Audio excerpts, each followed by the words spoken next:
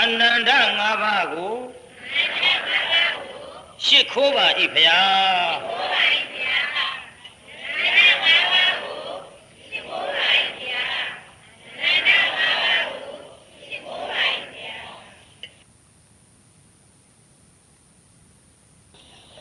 အနန္တ၅ပါးကိုရှစ်ခိုးပြီးတဲ့နောက်ဒီကနေ့ဘုန်းကြီးတို့1338ခုတဇောင်မုံလစုပ်တရက်နေ့ညတောင်ငူမြို့ရွှေဆံတော်ဘုရားကုန်းတော်ပေါ်မှာသုံးညမြောက်တရားပွဲအခုရှေ့ပိုင်းဘုန်းကြီးဟောဖို့ကြေညာထားတာကဘာသာထုတ်တယ်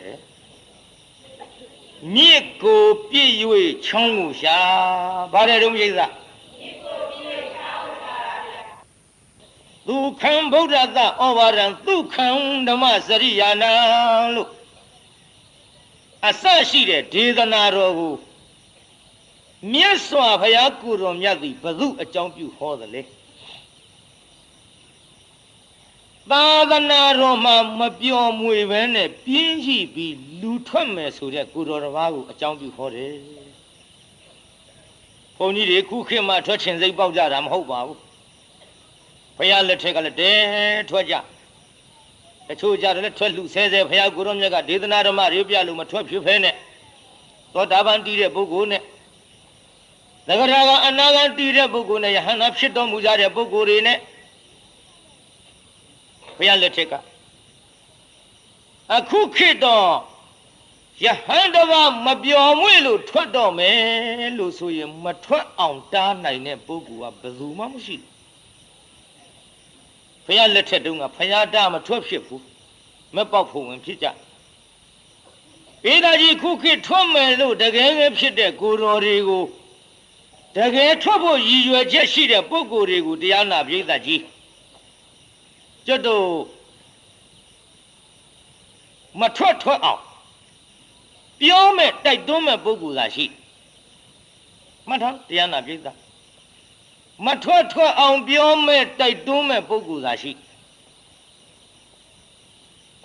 မထွက်အောင်ဆိုပြီးတားတဲ့ပုဂ္ဂိုလ်အတော်လေးနဲဘူးလားပြိဿကြီးဟဲ့လေနဲပြီမယ်လို့လဲရန်ကုန်မှာဒဂမတယောက်စုတောင်းရောက်ဥစဉ်လေးတစ်ပါးမြဲတယ်ဆိုတာလေဘုန်းကြီးတောင်းကူမှာပြောဘူးပါပြောဘူးတယ်မဟုတ်လားပြိဿကြီးပြောဘူးပဲဒီမေ့နေလို့တစ်လက်ကြီးဖြစ်သွားရန်ကုန်မှာလေကိုတော်လေးတစ်ပါးရွှေတကုံဘုရားဝတ်ပြုပြီးတော့ထွက်တော့မယ်တဲ့ဘုရားသွားတော့ဒဂမတယောက်ကပန်းစီမီဖျောင်းနိုင်နေလှူပြီးတော့စုတောင်းကိုတော်လေးလာတာမမြင်ဘူးဘုရားတပည့်တော်ပန်းစီမီဖျောင်းနိုင်ကိုလှူဒန်းရတော့ကောင်းမှုကြောင့်ဤကုသိုလ်တွေကြောင့်ဘုရားတပည့်တော်သည်ဘုန်းကြီးလူတွေများနဲ့ဖြင့်ဘယ်တော့ကမှဟာသွားပါငါလည်းဘုရားဝတ်ပြုပြီးလူထွက်မယ်လို့ဘုန်းကြီးလူတွေများနဲ့ဖြင့်ဘယ်တော့ကမှနောက်ထပ်ဘာထပ်တောင်းအောင်မှာပါလေငါလည်း तू မမြင်ပါဘူးလေဆက်နာထောင်ဘုရားတပည့်တော်ပန်းစီမီဖျောင်းနိုင်လူဒန်းရတော့ကောင်းမှုကြောင့်ဘုန်းကြီးလူတွေများနဲ့ဖြင့်ဘယ်ဘဝကမှဟာဘဝတောင်ချီသွားတက္ကမတွေဘုန်းကြီးလူတွေတလောင်မုံလားဟေးတော်ပြီကွာထွက်ဘူးဆိုပြီးတော့အမေကူတော်လေးတစ်ပါးမြဲဘူးတဲ့ဗျရန်ကုန်မှာမှန်ရလားပြိဿကြီးဒါကြောင့်တက္ကမတွေအဲ့ဒီစုကြက်တောင်းတမ်းဘုန်းကြီးလူတွေများနဲ့ဖြင့်ဘယ်တော့ကမှတောင်းဒီစုမျိုးတောင်းကောင်းခက်တော့ခက်ကြီးမင်းတို့မင်းလက်ထက်ကမိမတွေအားကြရင်လည်းသွားပြန်ရောမင်းတို့မင်းလက်ထက်ကမိမတွေကြတယ်ဘုန်းကြီးလူတွေရွေးယူကြဘာအကြောင်းရတော့မသိဒီထက်လင်ချင်းပြိုင်သေးတာဘုန်းကြီးလူတွေယူပြီးတော့ဟေးတို့လင်သားကပထမကြီးအောင်ထားတာလေမင်းတို့မင်းလက်ထက်ဟေးတို့လင်သားကပထမကြောင်အေးဓမ္မစရိယာအေးနဲ့ဘုန်းကြီးလူတွေယူပြီးလင်ကုန်ဖော်ကြသေးအလေရှိစေတော့အခုဘုရားလက်ထက်ကယဟန်ကြတော့ဘုရားကိုယ်တော်မြတ်ကဟောတယ်သူဒီလူထွက်မလို့အကြံဖြစ်တာကဒီလိုကိုပရိသတ်ရ မြတ်စွာဘုရားရဲ့သာသနာမှာဝင်ထမ်းပြီးယဟန်ပြုလာခဲ့ပြင်းတာဘလောက်ထိအောင်ပြင်းတယ်လဲဆိုရင်တောက်ရီအိုးစဉ်ကစရေပြည့်အောင်မခတ်ဘူးတလောက်ပြင်းပြေးတာရေအိုးစဉ်ရေခတ်ရဲ့အတော်ပြင်းတဲ့ကိုတော့တောက်ရီအိုးစဉ်ရေမခတ်တော့စရေးတာနဲ့လှူတဲ့ဆွမ်းနေရာဟုတွေဖုံးပေးပြီး तू ကရေအိုးစဉ်ရေမရှိရင်လေဆွန်းလောင်းတဲ့ဇယဆွမ်းဖုံးပေးတဲ့ဇယဖယ်သွားတော့အဲ့ဒီဇယကရေမရှိလို့ရှိရဲ့အရထဲသွားရေကမတွေ့ပဲကိုဒီကနေ့ရေမတွေ့တော့အရထဲသွားပြီးတော့အိမ်တအိမ်မှာရေတောင်းတော့တက္ကမတို့ရေတစ်ပေါက်လောက်ဖုံးပေးခြင်းလို့ကတ်စမ်းတမဗျာ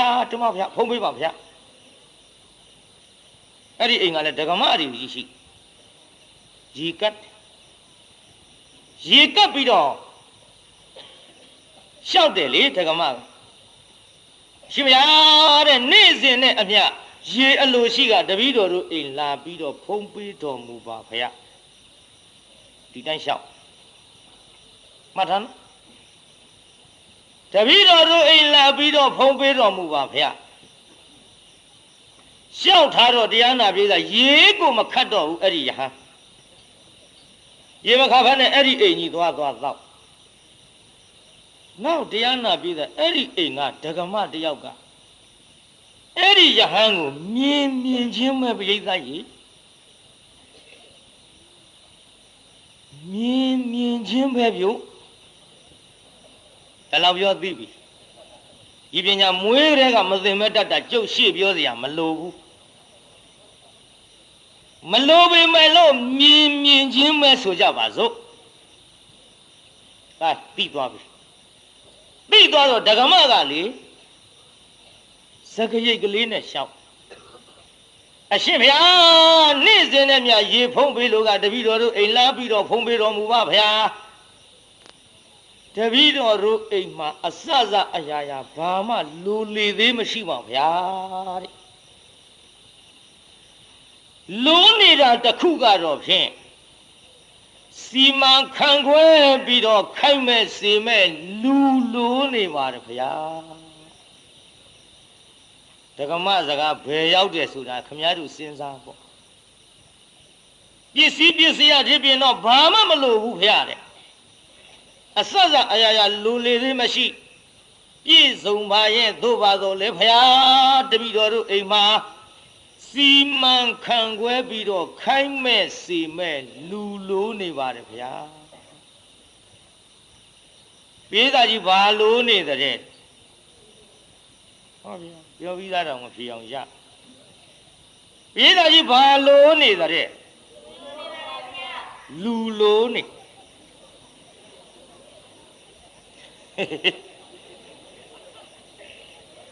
ဟောနောက်ကပြေးသားကြီးလူမလိုဘူးလားဟာလိုတဲ့ဟာလိုလဲ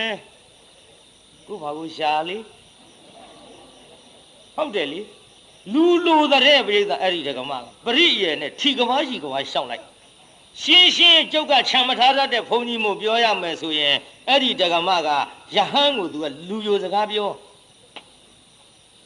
သမီးသားစကားပြောမောင်နဲ့နှမမကြောက်ဝဲတဲ့စကားမဟုတ်ပါဘူးသမီးသားစကားဆိုတာရိုးနေပါပြီဗမာပြည်ဘာတွေလျှောက်ပြောတာတုန်းတော့မအောင်မေ့နဲ့ခင်ဗျားတို့နားလည်အောင်ပဲပြောတယ်မိမကဘုန်းကြီးကိုသမီးသားစကားပြော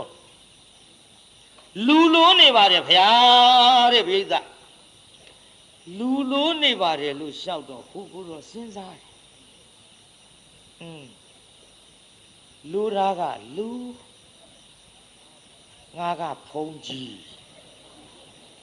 အဲ့ဒါကြွားကြသူလိုတာကလူ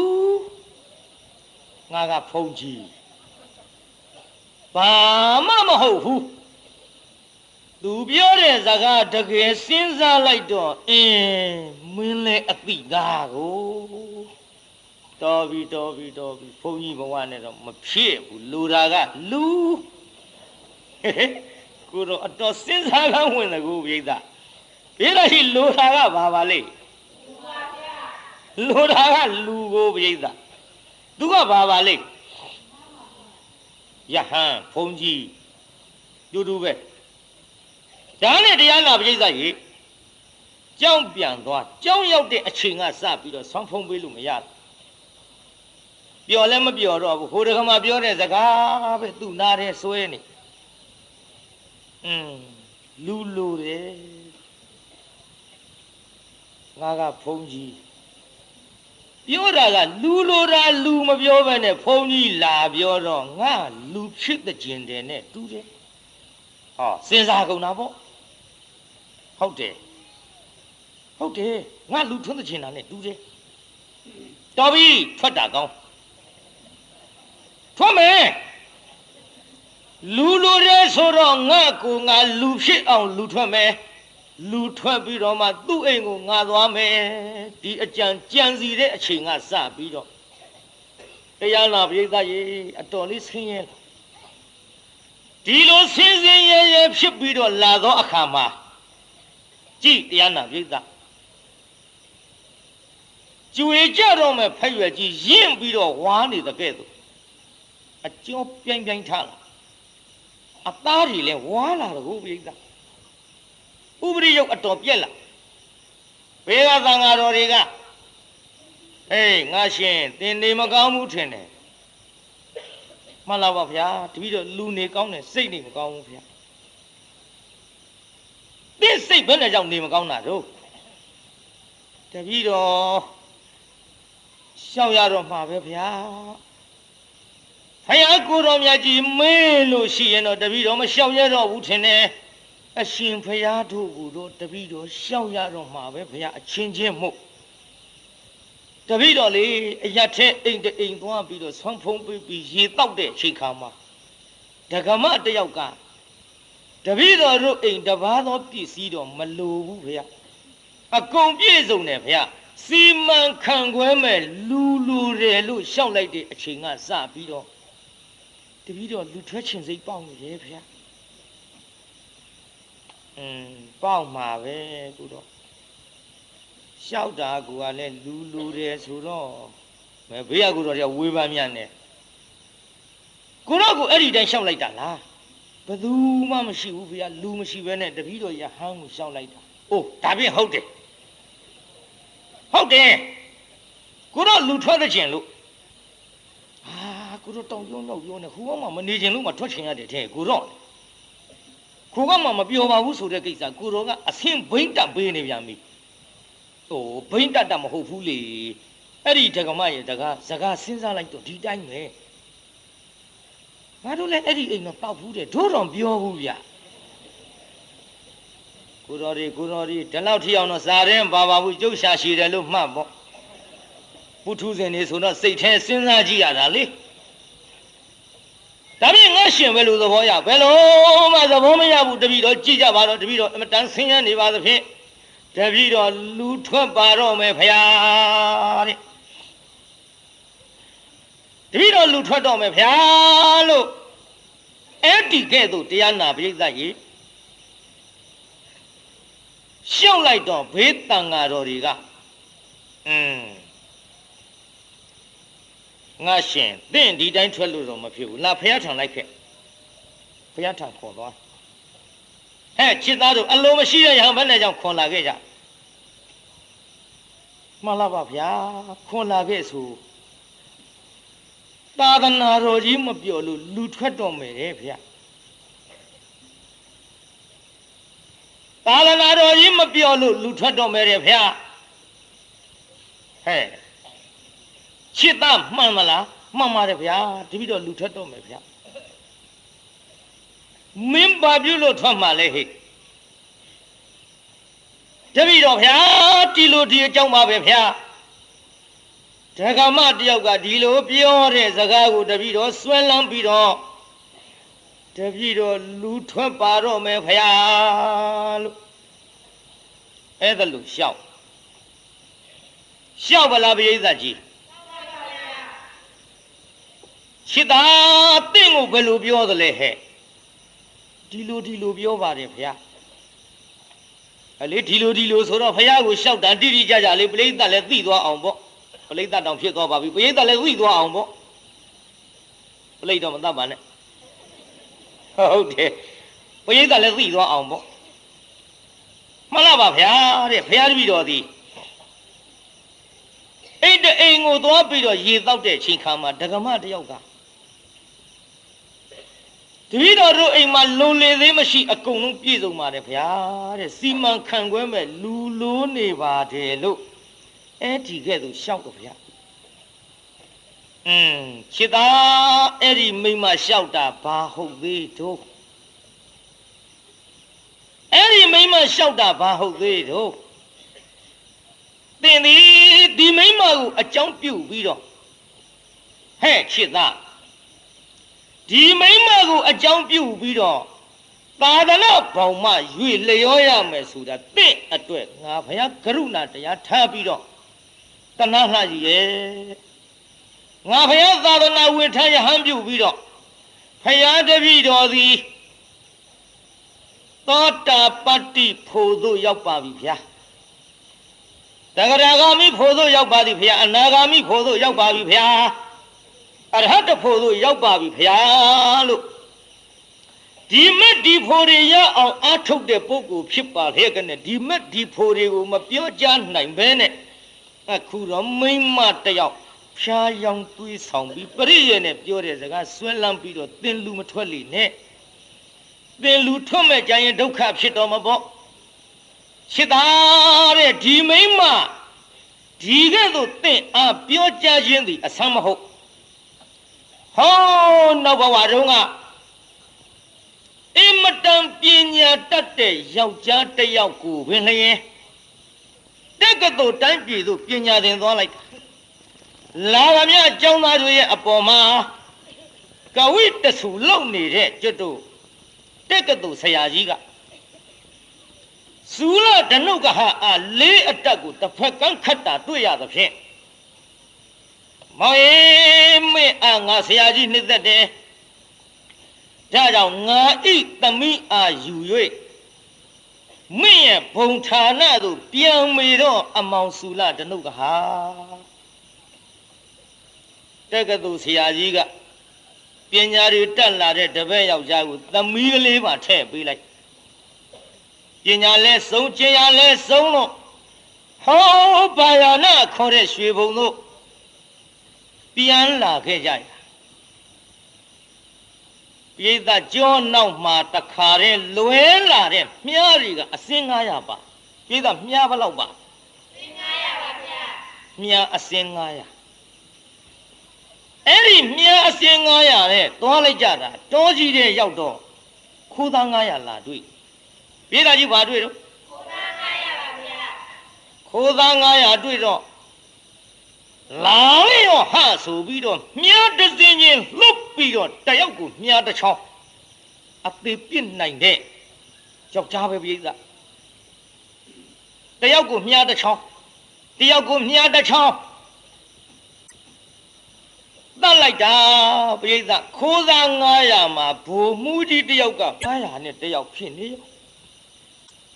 ပြိဿကြီး900နဲ့ပဲ2ယောက်မြားကဘယ်လောက်ပါတာပါလိမ့်900ပါဗျာမြား900နဲ့ခိုးသားတွေအကုန်ပြစ်တတ်လိုက်တော့ဘိုလ်မှုကြီးတယောက်ကြမ်းမနေဘူးလားပြိဿဟာဟုတ်ပြီမြားတွေမရှိတော့မလားတကယ်ခိုးမှုကြီးဘိုလ်မှုကြီးကြမ်းနေပါသဖြင့်နမရေဓာပိကွဲ့ဓာတောင်းဒါတောင်းရင်ခိုးမှုကြီးကပြေးအလားအိုးတရားနာပိဿရေနှစ်ပန်းလုံးရတော့တာပေါ့လက်ထဲဓာမရောက်ခင်လက်ထဲဓာမရောက်ခင်နှစ်ပန်းလုံးခုခေတ်လို့ဆိုနောင်ချင်းချရနောင်ချင်းချပြီးလုံးတက်လိုက်ကြတာနမရေဓာပိနမရေလို့အဲ့ဒါလို့တောင်းလိုက်သောအချိန်အခါမှာဇူလဓနုကဟာလေးတစ်ဖက်ကန်းခတ်အောင်တတ်တဲ့ပညာရှိယောက်ျားရဲ့မိန်းမတက္ကသိုလ်ဆရာကြီးရဲ့သမီးကလေခိုးမှုကြီးမျက်နှာမြင်လိုက်တော့ဟေး တဲလှပါလားငါလင်းသားဓာပေးလိုက်လို့ရှိရင်ဖြင့်ခိုးမှုကြီးကသူတတ်တော်မယ်မတတ်ရဘူးမတတ်ရဘူးဒီလောက်လှတဲ့မျက်နှာကြီးငါအသေးမခံနိုင်ဘူးဖောက်ပြန်သွားပြီဖောက်ပြန်သွားပြီဒီလောက်လှတဲ့ခိုးမှုကြီးကိုငါအသေးမခံနိုင်ဘူးခိုးမှုကြီးခြေရင်အလုတ်အကျွေးဘဝနဲ့သူ့နောက်ကငါလိုက်မယ်သေခြင်းသေးလို့ရှိရင်တော့ဒင်းသေးပါစေတော့ဟဲ့တော့ဓာပေးဓာပေးလို့တောင်းလိုက်တော့ပေးတော့ပေးသားပဲပိဿတရိုးသခိုးပဲထားဓာအသွားကိုလေသူ့လင်ပဲထားလှမ်းပြီးတော့ယူလိုက်တော့ဓာအသွားနဲ့လက်ပြတ်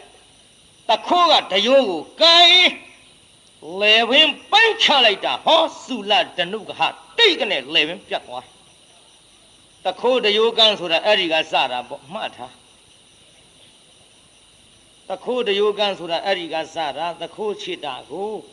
သခိုးမချစ်တဲ့အပြူကြီးသခိုးဖမ်းနီးကြတော့လေတမျိုးပေါ့ဗျာပြောရအောင်ရှိတုန်းက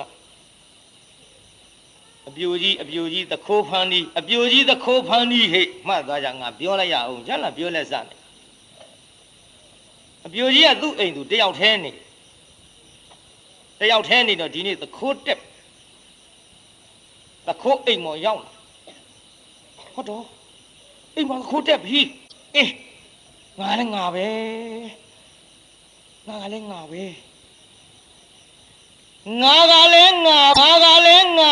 နဲ့တရားနာပရိသတ်ကြီးသူ့ကိုယ်သူစဉ်းစားမိမသားကြီးဖြစ်နေတော့သခိုးပါလို့များអွန်လိုက်ရင်ငါတတ်သွားတော့မှာသခိုးပါလို့တော့ငါမអော်ဘူးငါပရိယေနဲ့ငါညီမနှစ်ယောက်စကားပြောတဲ့ပုံစံနဲ့သခိုးနားထောင်အောင်လုပ်ပြူကြီးကသခိုးဖမ်းမလို့တကားဖွင့်ပြီးအိမ်မိတဲ့အပြစ်ပေါ့လေသူ့အပြစ်တော့ရှိနေတာသိရသို့တော်လေဒီသခိုးသူမိအောင်ဖမ်းသခိုးကအခန်းထဲဝင်ပြီးတော့ခိုးနေတာပြိဿပြီးတော့အပြိုကြီးကညီမနဲ့စကားပြောဆောင်ကြအောင်ညီမနဲ့စကားပြောသလိုလိုညီမဘာလို့မကြီးရဲ့နှစ်တန်ဆိုတော့ပြောတတ်ပေါင်ညာနော်အဲ့ဒါအတန်တုဝိဇ္ဇာတွေမှဖြစ်မှာကျုပ်တော်သိမပြောတတ်ဘူးရိုးသွားကြစို့ညီမရဲ့ဘာလို့မကြီးရဲ့ဟိုးရှေးတုန်းကလေမြစ်ဒီဘက်ကန်းကနေပြီးတော့ဟိုဘက်ကန်းကိုသွားပြီးတော့ဈေးရောက်တဲ့ဈေးတဲ့မိန်းမတယောက်ရှိတယ်အေးဟုတ်ကဲ့ပြောပါမှကြီးရဲ့ညီမနားထောင်နေတယ်လေအဲ့ဒီမိန်းမကလေဒီဘက်ကန်းကနေပြီးတော့ရောင်းစရာပစ္စည်းတွေနဲ့လှေပေါ်ကိုတင်ပြီးတော့ကဒုနဲ့လိုက်သွားတယ်အေးရေလေကောင်ရောက်တော့မှညီမရဲ့ဒီဘက်ကန်းသူပစ္စည်းမေ့ကြမ်းနေတာတတိရတာကိုအေးဟုတ်ကဲ့မမရဲ့ရေလေကောင်ကြမှာမေ့ကြံတဲ့ပစ္စည်းတတိယတော့ तू ဘယ်လိုလုပ်မလဲ။အိုးညီမကလည်းရေတယ်ဆိုတော့ဒီတိုင်းတော့မတတ်နိုင်ဘူးပေါ့ဟိုဘက်ကလှေတစင်းလာတယ်အေးဟိုဘက်ကန်းကလှေတစင်းလာတယ်အေးဟိုဘက်ကန်းကလှေတစင်းလာတော့လေဒီမညီမ तू ကလှမ်းပြီးတော့လက်ပြတယ်အေးလာပါဦးကျုပ်ဟိုဘက်ပစ္စည်းမေ့ကြံနေကျုပ်ဟိုဘက်လိုက်ပြရစေအဲ့ဒါလို့ခွန်လိုက်တော့လှေချင်းကတ်တာပေါ့အေးတဲ့ဟုတ်ကဲ့လှေချင်းကတ်တော့လေညီမရဲ့အဆိုးရှိတယ်မဟုတ်လားအေးလှေအစင်းမြင်းအတက်တဲ့ရေးတာကြီးပါတယ်တော့လှေအစင်းမြင်းအတက်ဆိုတဲ့နေရာမှာလှေကိုသူကအခုဒီလှေပေါ်ကလည်းတက်ရမယ်အေးဟိုလှေပေါ်လည်းဆင်းရမယ်အေးလှေနှစ်စင်းကပ်ပြီးတော့ညီမရဲ့ဒီဘက်လှေနာမော်တစ်ဖက်ရပ်ပြီးတော့ဟိုဘက်လှေနာမော်တစ်ဖက်နင်းလိုက်တာအေးမလီမမရဲ့ညီမလို့ဆိုကြောက်ပါတယ်မလီငါညီမကြောက်တာနောက်ထားဟိုမချီအေးဒီဘက်လှေနာနင်းဟိုဘက်လှေနာနင်းပြီးကန်လိုက်တော့အေးလှေနှစ်ခုကကွာသွားတာကိုညီမရဲ့မလီမမရဲ့ကြက်သိမ့်ထားလိုက်တာကြက်သိမ့်မထားနဲ့လှေနှစ်ခုကွာတော့ချီနှောင်းတော့ချောင်းကလည်းညီမရဲ့ဟောညီမပြောရင်ဆိုရင်လေတခါတည်းလှေနှစ်ခုကွာသွားတော့ချီတောင်နှချောင်းကလည်းလေကွာသွားတာပေါ့ညီမရဲ့ကွာသွားတော့ရေလေကောင်မြုပ်ခံနီး အမလေးကဲတော်မူကြပါဦးတော့ကဲတော်မူကြပါဦးတော့ဘာပြောကောင်းမလဲအရာထဲကဟေးအပြိုကြီးအိမ်မှာဖြစ်တာလည်းပဲဟာဝိုင်းလာစားဟေးအပြိုကြီးအိမ်မှာဖြစ်တာလည်းပဲဝိုင်းလာတဲ့ဘေးကနေလူတွေဝိုင်းမိသခိုးကလည်းသခိုးပဲကိုယူချင်တာယူမသွားပဲနဲ့ညီမနှစ်ယောက်ပြောတဲ့စကား तू ကလှေနှစ်ခုကွာသွားတာနဲ့ तू စဉ်းစားပြီးတော့နားချောင်းနေတာနဲ့ तू ပါရဲ့ကွာသခိုးဆိုတဲ့သခိုးမိကျင်တော့ကြမ်းဖန်ပြီးတော့အဲ့ဒါနဲ့တရားနာပရိသတ်ရေဘေးကလူတွေဝိုင်းလာကြတဲ့ဒုတ်တီဓားတွေနဲ့ဟေးဝိုင်းထားဟေးတက်တဲ့ကောင်ကတက်ဟေးမိထိုးမိတမတွေထိုးဟိုဓာမကြီးဒီဆွဲခဲ့တဲ့အပေါ်ဝိုင်းဆိုပြီးတော့တရားနာပရိသတ်အိမ်မောအကုန်လုံးဝန်းတက်လိုက်ကြဟေးအဲ့တုန်းကနေမှာဖြစ်တာပါကြီးလူတွေအများကြီးမလားတော့ဝိုင်းလာလိုက်ကြတာအေးလေနင့်မိမ့်မပြူ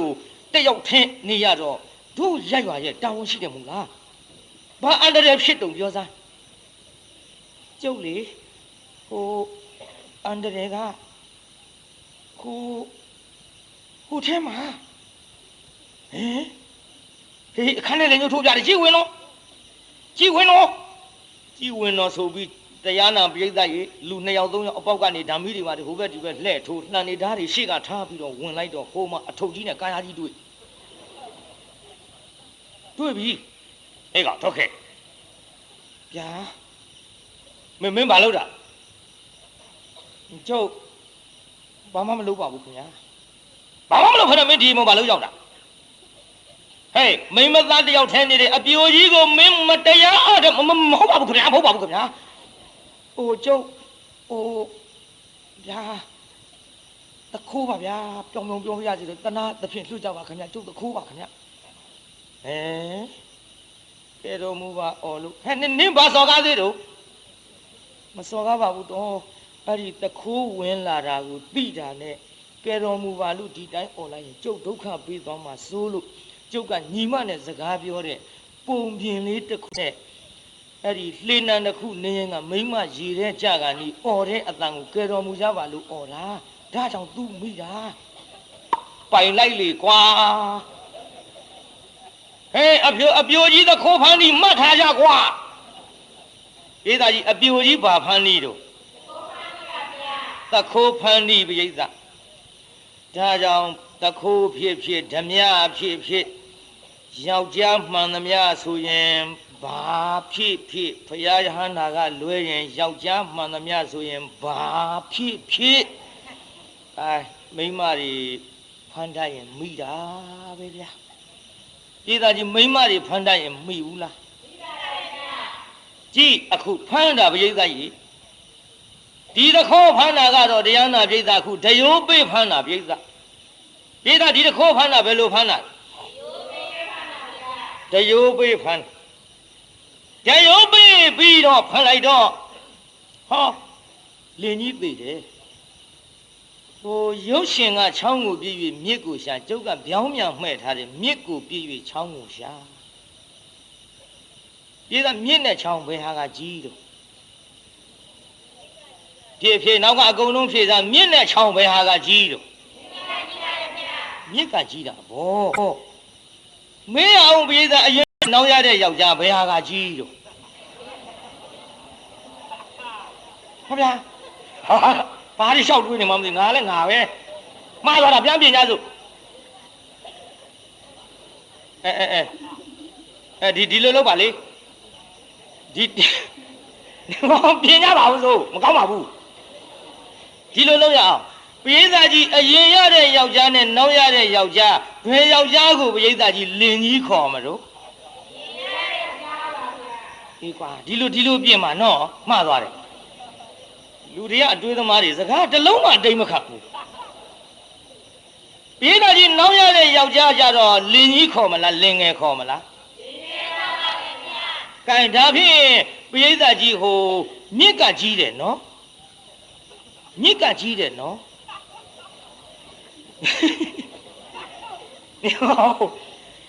မြစ်ကကြီးတော့အရင်လင်ကြီးကိုမြင့်နဲ့ဥပမာကျုပ်ကထားပြလိုက်သည် နောက်အငယ်ဖြစ်တဲ့တယောက်လင်းကိုချောင်းနဲ့ဥပမာထားလိုက်သည်ဒါကြောင့်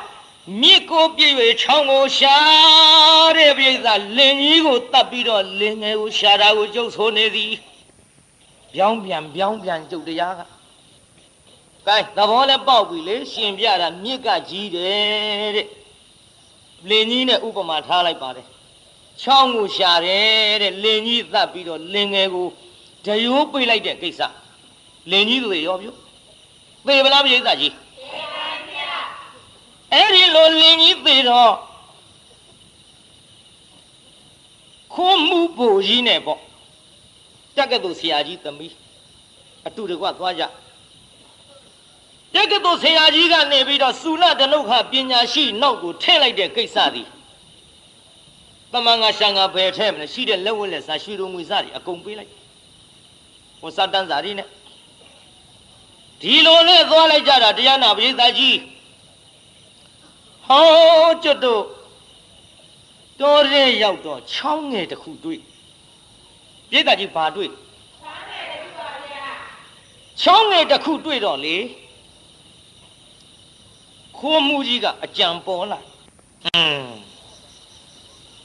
မိမအရင်လင်တတ်ပြီးငါ့ကိုမေတ္တာရှိလို့လိုက်လာတာတော့မှန်ရဲ့အရင်လင်ကြီးချက်လင်ငယ်ဖြစ်သောငါခိုးမှုကြီးကိုမေတ္တာပူတာတော့မှန်ရဲ့အသက်တောင်တတ်ပြီးတော့လိုက်လာတဲ့ကိစ္စသို့ပါတော့လဲချံခုံစားရှိသောနွားခုံဆိုတဲ့ကဲ့သို့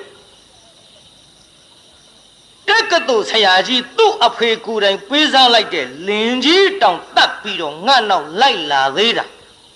နောင်အခါငါတဲ့မေတ္တာပူရှိသောတယောက်လင်ငယ်တွေ့ကဒီမိမသည်ငါမတတ်ဖဲနေမီမဟု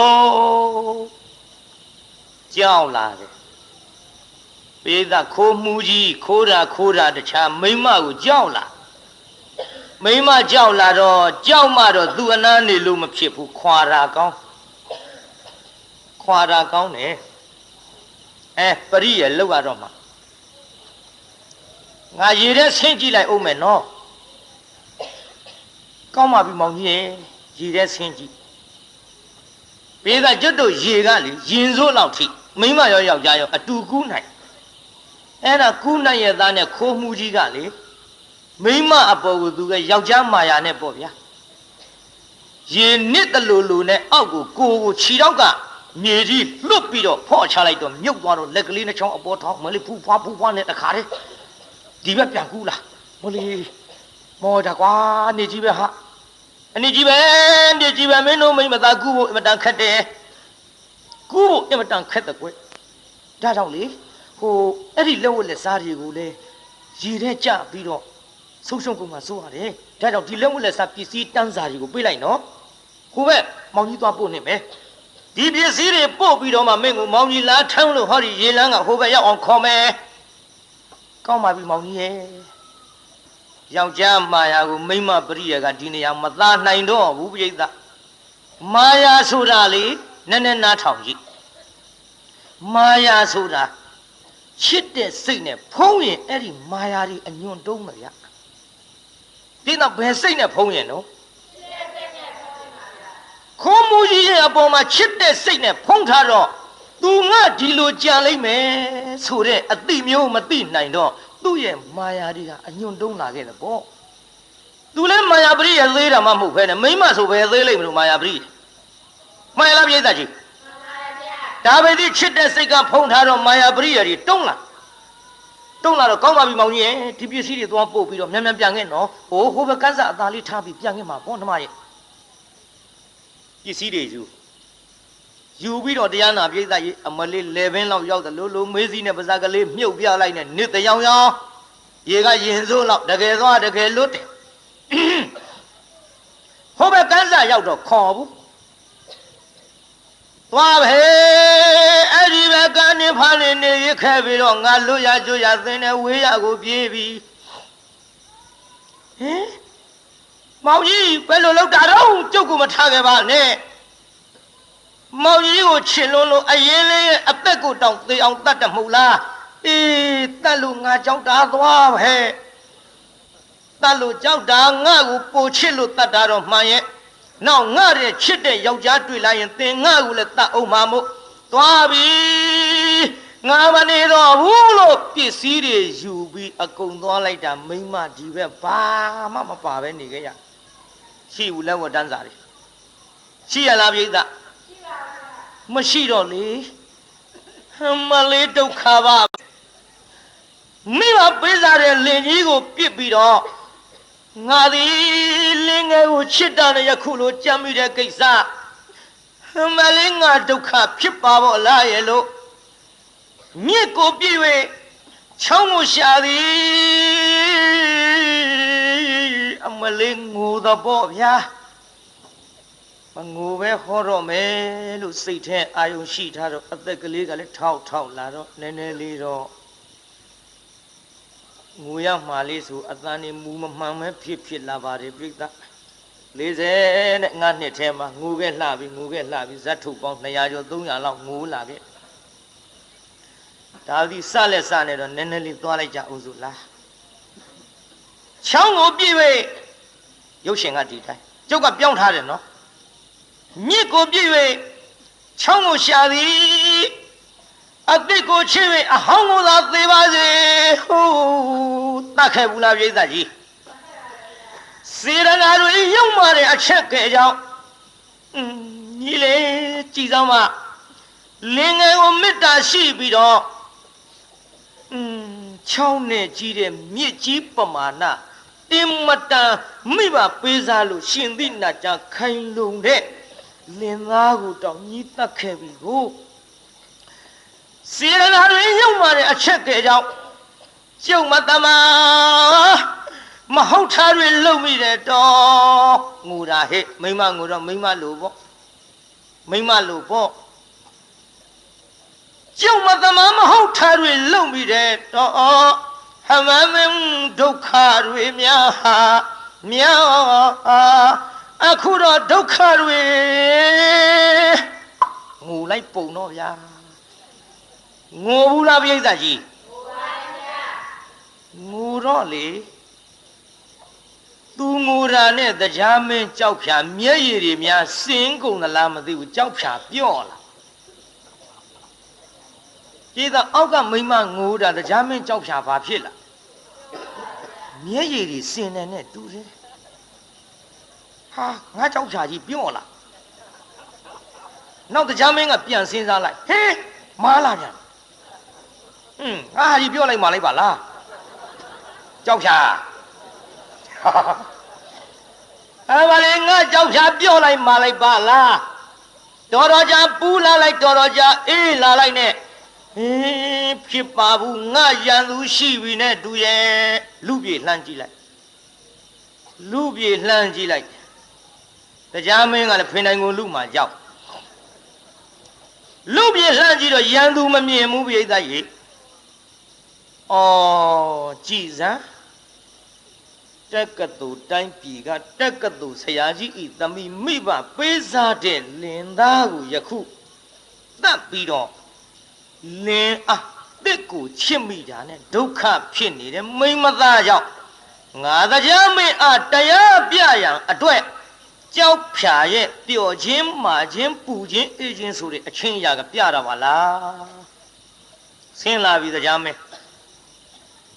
ကဘာရောင်ဖန်ဆင်းဆင်းတော့ဆိုတော့ခွေးရောင်မြေခွေးရောင်ဖန်ဆင်းဆင်းပြိဿတရားကတင်းချိုင်းလည်းဆင်းတယ်ခွေးလိုလည်းလှုပ်ဆင်းတယ်ကျွတ်တုတ်ပြီးတော့ပုံနာလိုလည်းလှုပ်ဆင်းတယ်အမျိုးမျိုးဆင်းပြရရုံမာတဲ့လူတွေကိုဆုံးမခြင်းလုံးကြည့်ခုမြေခွေးလိုဖန်ဆင်းပြီးတော့ဆင်းလာလိုက်သူပါဇက်ထဲဘာကြီးကြိုက်တုံးဆိုတော့ကျွတ်တုတ်ငခင်ကြီးကြိုက်သူကကြိုက်လာတော့ပြစ္ဆသိခကဘာလို့ရတုံးဆိုတော့တရားနာပရိသတ်ကြီး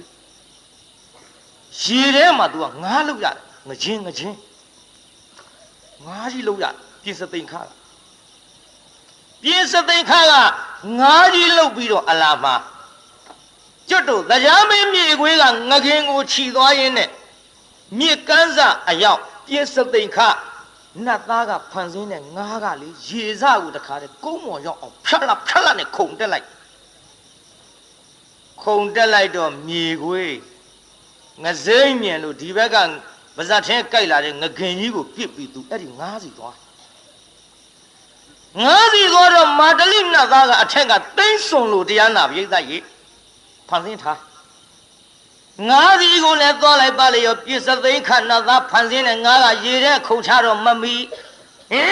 ငါငကင်းစီငါပြန်မှပါပဲဆိုပြီးပြန်လာတော့လည်းပဲတရားနာပြိဿကြီးမာတလိဖန်ဆင်းတဲ့သိမ့်စွန်ကငကင်းသုတ်သွားတော့ရှိ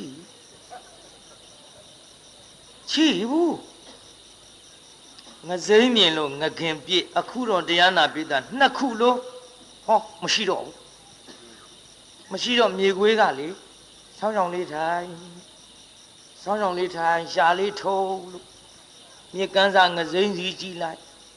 သိမ့်စွန်ချီသွားတဲ့ငစင်လေးတရေလေးတွေကြလို့ရှာတွဲလောင်းလေးနဲ့မျောလိုက်အဲ့ဒီတော့လေဓမ္မတရားနာပိတာဟိုခုနှစ်ငါတုန်းကပြက်ကတူဆရာကြီးရဲ့သမီးကလေလက်ခုပ်လက်ဝါးတွေတီးလို့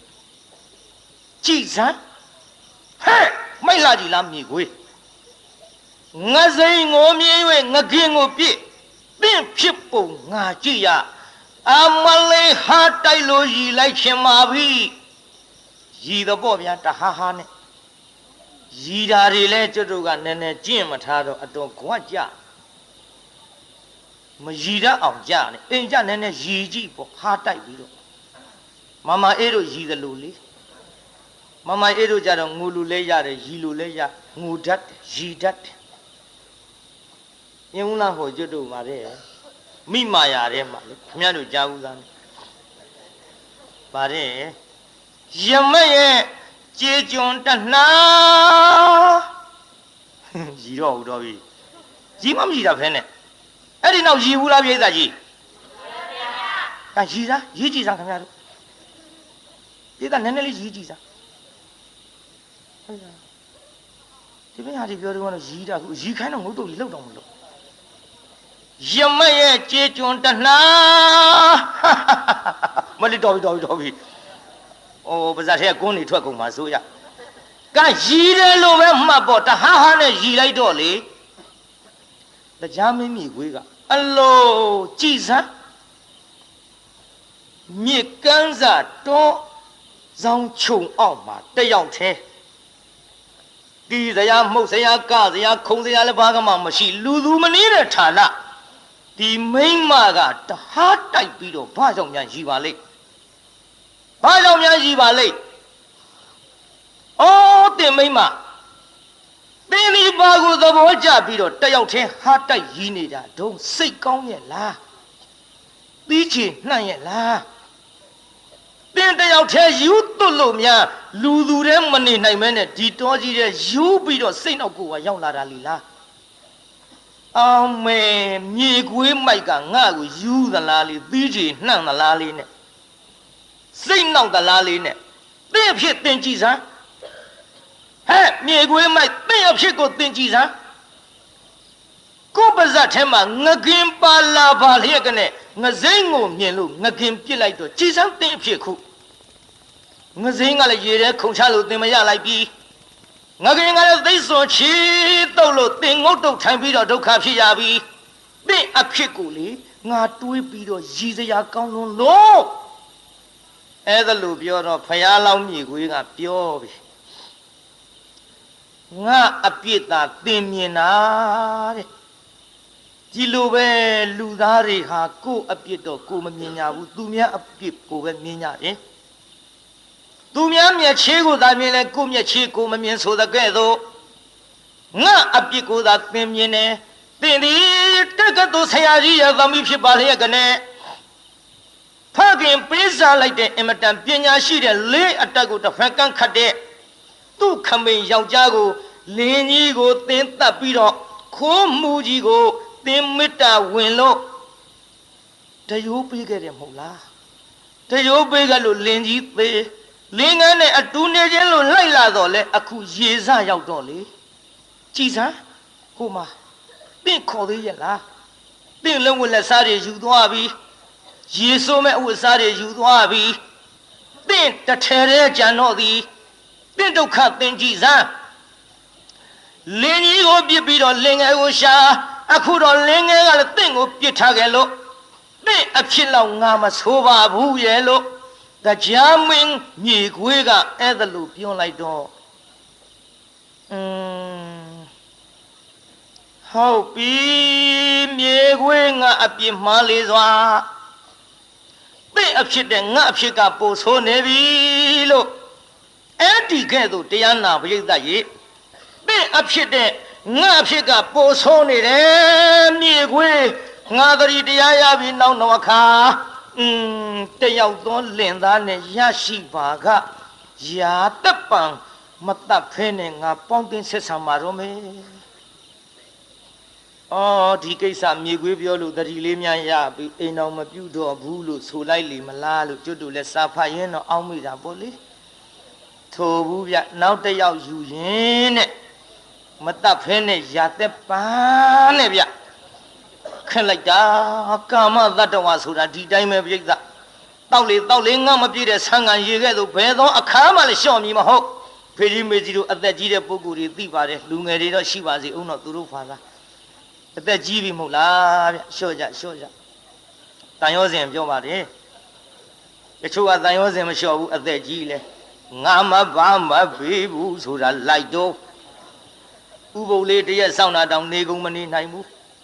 ဘုန်းကြီးလက်အုပ်နဲ့ပေါက်ပြန်တယ်အိမ်ငါခလေးတွေခွေတွေနဲ့ဆိုတော့တကားပေါက်တွေဘာတွေကပိတ်ခဲ့ရသေးတာမဟုတ်ဘူးလို့ဘာလို့ရိုင်ရွဲ့ပြီးတော့ဟောဘုန်းကြီးလက်အုပ်နဲ့ပေါက်ပြန်ညဒါကြောင့်လျှော့ကြဒီတန်ရောစဉ်ကြီးတွေမလျှော့သမျှခမည်းတော်ကျွတ်တို့တန်တရားဝိဒုက္ခကလွတ်မည်မဟုတ်လွတ်ပါမလားပြိဿကြီးအဲ့ဒီကဲ့သို့မြတ်စွာဘုရားကိုတော်မြတ်ကသာလနာတော်မပြောမွေလို့လူထွက်ခြင်းနဲ့ယဟန်အားချစ်သာမိမတယောက်ပြောတဲ့စကားကိုသင်အထင်ကြီးပြီးတော့သာသနာတော်ကြီးကများမထွက်လေနဲ့ဟောနောက်ဘဝတုန်းကပညာရှိသူခမိန်ဖြစ်တဲ့သုလဓနုကဟတခိုးကိုတရိုးပေးပြီးတော့မိမရဲ့တတ်ချင်းကိုခံရတဲ့သုလဓနုကဟလေးအတတ်တဲ့ပညာရှိယောက်ျားကအဲ့ဒီတုန်းကဖြစ်ခဲ့တာလေတခြားမဟုတ်ဘူးသင်ဟဲ့ချစ်သားရဲ့လေဝင်းကိုဓာတ်နဲ့အဖြတ်ပြီးတော့အသက်ခံရတဲ့သုလဓနုကဟကသင်ချစ်သားဟောနောက်ဘဝတုန်းကသင်အားပေးအောင်တခိုးတရိုးကမ်းပြီးတော့တတ်ခဲ့တဲ့တက္ကသိုလ်ဆရာကြီးရဲ့သမီးကယခုသင်ကိုလေထီကဝါကြီးကဝါလေးနဲ့ရှင်ဗျာတပါးသောပစ္စည်းဘာမှလိုသေးမရှိတပည့်တော်တို့အိမ်စီမံခံခွဲပြီးတော့အိမ်တော်ဦးစီးပြုမဲ့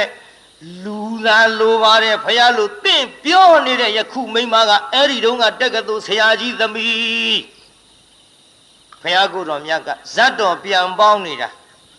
ချစ်တာအဲ့ဒီတုန်းကမြေခွေးရောက်ဖန်ဆင်းပြီးတော့ဆင်လာတာကတရားအဲ့ဒီတရားကိုတခြားမမှတ်လေးနဲ့ငါဖယားကွယ်ချစ်သားရဲ့လို့ဒီဒေသနာတော်ကြီးကပေါင်းပြီးတော့ဖယားကိုတော်မြတ်ကဝိတကမထိတသဇန္တုနောတိဗ္ဗရာဂတသူဘာနုပတိနောလို့ဖယားကိုတော်မြတ်ဟောကြားတော်မူပါတယ်ဗျာလူထွက်ရှင်တဲ့ယဟန်ခြေသာနာထောင်ဟဲ့ဝိတကမထိတသကာမဝိတ္တစသည်တို့သည်အမြဲလုံးထွေးနှိမ့်စင်အပ်သောတိဗ္ဗရာဂတထက်သောယာကရှိသော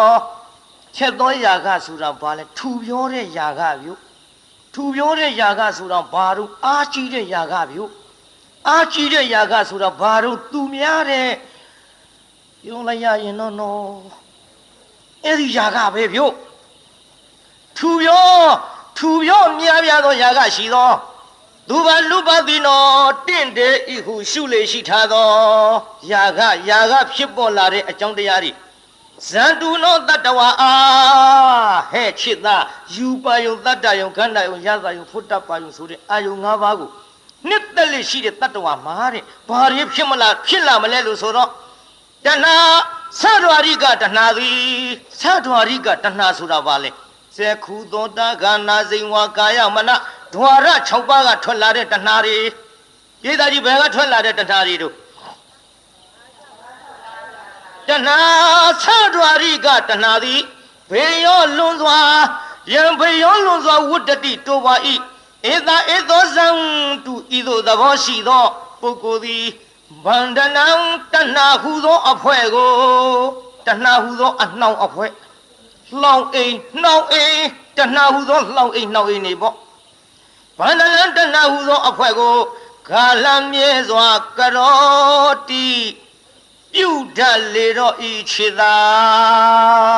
တာရု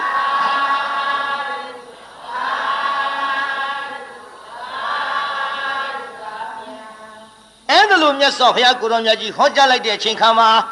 ကြည်တရားနာပိဋကသာသနာတော်မပြောမွေ့လို့ထွက်မယ်လို့ကြမ်းနေတဲ့ယဟန်သည်ငါသည်ဒုက္ခများတဲ့အလုတ်သည်ယခုဘဝမှာမဟုတ်တန်တရားနောက်ဘဝကလည်းဒီဒုက္ခတွေရောက်ခဲ့တာပဲဟိုနောက်ဘဝတုန်းကလည်းဒီမိမကပဲဟိုနောက်ဘဝတုန်းကလည်းဒီမိမကိုအကြောင်းပြုပြီးတော့ငါသည်လေပင်ထားနဲ့ခိုးမှုကြီးစစ်နဲ့ပေချင်းဆိုတဲ့ဆင်းရဲတရားကိုငါခံခဲ့ရသည်ဟိုဘဝကဆင်းရဲယုံတယ်မကဒီဘဝမှာလည်းပဲဒီမိမကလူလိုတယ်ဆိုတာနဲ့လူထွက်ချင်စိတ်ပေါက်လို့ကြောင်းရောက်တော့စားမဝင်အိတ်မပြောငါစိတ်တွေအတော်ဆင်းရဲပါလားစိတ်ဆင်းရဲယုံတယ်မကခန္ဓာကိုယ်ကြီးပါပိန်ချုံပြီးတော့ငါသည်လူလုံးမလှဖြစ်ခဲ့ရတယ်ဒါဆင်းရဲတဲ့တရားတွေပါလားဒုက္ခသစ္စာကြီး तू မြင်လားပေသားကြီးဘာကြီးကိုမြင်လားဒုက္ခသစ္စာကြီးကိုလည်း तू သိလာပြီအဲ့ဒီဒုက္ခသစ္စာကိုသိလာတော့ဒီဒုက္ခတွေငါဘယ်သူကြောင့်ဖြစ်တာလဲလို့အကြောင်းရှာလိုက်တော့ဩမာတုကာမကိုဆွဲလန်းတဲ့သမှုရိယသစ္စာပါလားမြင်လာပြီပြိဿလောဘခေါ်တဲ့သမှုရိယသစ္စာကိုမြင်လာတယ်ပေသားကြီးဘာသစ္စာကိုမြင်လာသလဲငါဒီဒုက္ခတွေဖြစ်တာသမှုရိယခေါ်တဲ့လောဘကြောင့်ဒီဒုက္ခတွေမြစ်တယ်ဖြစ်တယ်လို့လောကီသစ္စာအကြောင်းသစ္စာအကျိုးသစ္စာခေါ်တဲ့လောကီသစ္စာနှစ်ပါးကိုမြင်သဖြင့်ထိုသစ္စာနှစ်ပါးကိုသမ္မာဒိဋ္ဌိသမ္မာသင်္ကပ္ပသမ္မာဝါစာသမ္မာကမ္မန္တသမ္မာအာဇီဝသမ္မာဝါယမသမ္မာတတိသမ္မာသမာဓိလို့ခေါ်တဲ့ဟောတရားနာပိဋကမက္ကသစ္စာနဲ့တတ်လိုက်တော့လေခုလင်္ကာတော့ငါလူထွက်ခြင်းတဲ့ယဟန်သည်ဒိဋ္ဌိနဲ့ဝိစီကိစ္စကွာ၍သောတပတ္တိမဖို့စခန်းသို့ရောက်၍နိရောဓသစ္စာဆိုတဲ့နိဗ္ဗာန်သို့ဆိုင်မြောင်းတော်မူရရှာလေသတည်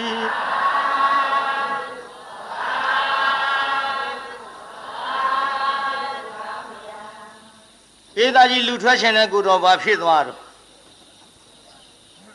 ဟောရငြိမ်လားကြီးလားဘာဖြစ်သွားတော့သောတာပန်ဧသားကြီးဘာဖြစ်သွားတော့ကဲသောတာပန်ဖြစ်သွားပြီဒါကြောင့်ဒီကနေ့ရှေ့ပိုင်းတရားကဘာတဲ့တုံးပြိဿမြစ်ကိုပြည့်၍ချောင်းကိုရှာဘာတဲ့တုံးပြိဿ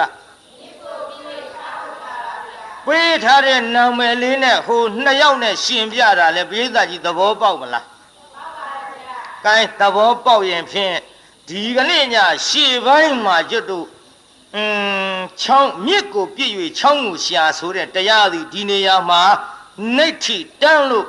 နောက်ပိုင်းကြတော့ကျုပ်ဗါတဲ့ဗုဒ္ဓဂုံရောင်ဘလူးရှောင်းဆိုတဲ့ဇတ်တော်ကိုအစအဆုံးဟောကြားမှာဖြစ်ပါတယ်ဗျာတဏှာကြီးလောင်လဲရှိသွားပါပြီဒါကြောင့်အာလုံးတရားတော်မတွေမိမိတို့တတ်စွမ်းသမျှဒီစီရီတော်ကြီးအတွက်ဖြင့်နောက်ဆုံးညမှုလို့အာသွန်ခွန်ဆိုင်အိတ်သွန်ဖာမောက်ကြိုးစားပြီးတော့လှူဒန်းကြပါအောင်လို့ဒါအထူးသဖြင့်တိုက်တွန်းပြီးတော့လှူဒန်းကြပါအောင်လို့ဒါအထူးသဖြင့်တိုက်တွန်းရပါတယ်ပြိဿကျုပ်ခိတ္တနားမယ်ဗျာဗမာရေနာမမေ့မလျော့မပေါ့မဆန်တော်တတိတရားဖြင့်တံပါဒေထမိမိတို့ရည်မှန်သမျှ